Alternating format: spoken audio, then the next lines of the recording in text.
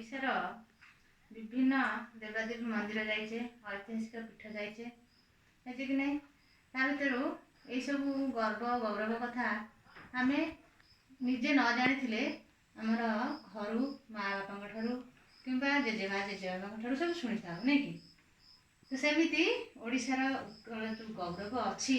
से गौरवर कथा माँ पुओटी को बुझेक कहूँ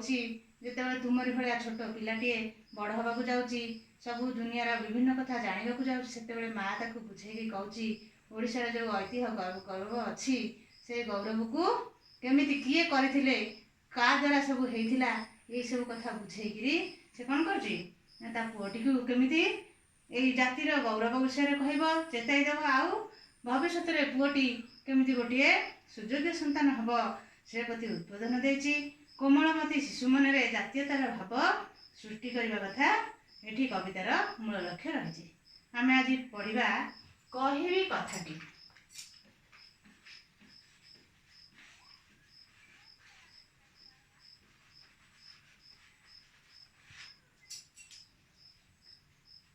कहबी कथाटी कवितार कवि होउचंती नारी कवि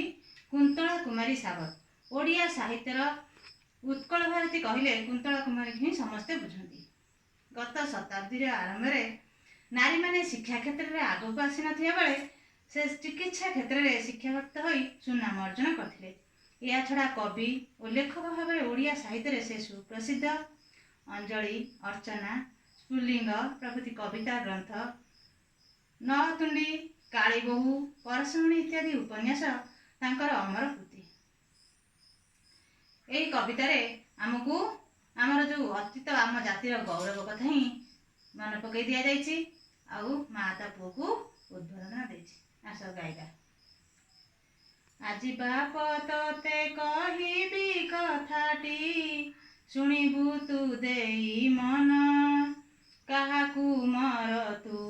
काहा कुलमणि जानिछु कि गंठी धन निर्मल तू ही सरग तराटी सरगर झरा फूल हस भास तोर कौतुक बाबू कि मधुर कि डौल आखि दोटी तोर आनंद उज्ज्वल चंचलता प्रति अंगे लवणी पितुला स्नेह सुधा बोला खेलु खेल नाना रंगे माँ कहूची आज बाप तोते कहबी कथाटी शुणिबु तू देई मन कहा कुमर तू कहा कुलमणि जानिछु कि गंठी धन बाप आज बाप बोली क्या कहे पुओ को संबोधन करके बाप बोली माँ कहते आ कौन कहते मु जहाँ कहबी आज मन दे तू शुणिबु कहार कुमर कुमर कहले पुओ कहा कुलमणि का कुलर रक्षक तू जानिछु कि निरीमल तुही सरग तराटी सरगर झरा फूल हस भाषा तोर कौतिक बाबू कि मधुर कि डौल निर्मल तू मन एते सफा सरगर तरा जेमिति सेही भली सरगर झरा फूल सरगर जो सुंदर झरा फूल कहले जो तारकामय स्वर्ग आम देखिले जमी झरा फूल फुटिकी तले बिछाड़ी पड़ी था ठीक से भली फूलटे तू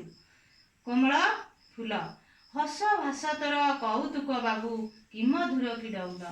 छोटिया पिला मनरे तुम मान भाया पिला मुहर जो हस फुटी उठे ताकू देखिले मनरे आनंद भरी उठे से हस भाषा तोर केते सुंदर केते मजालिया कि मधुर से कि आनंदमय कथा अच्छी कि कौतुकिया कथा अच्छी ताकू कही होनी से कथा कह तो हस हस बहुत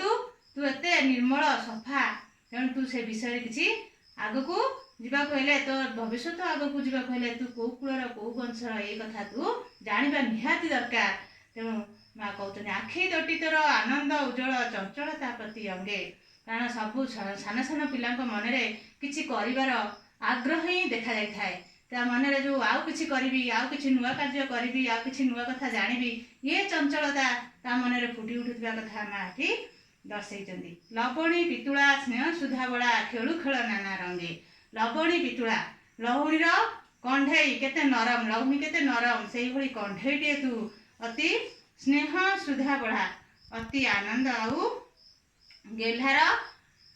पिलाटिए खेलु खेलानंद रंगे विभिन्न खेल तू खेल माति रहीचु तेणु माँ ता पुओ को एति कथा कहीकि बुझे दउचंती जे तू को कुल वंशर रहीचु ए विषय टिके आगु को जाने आ सीखी।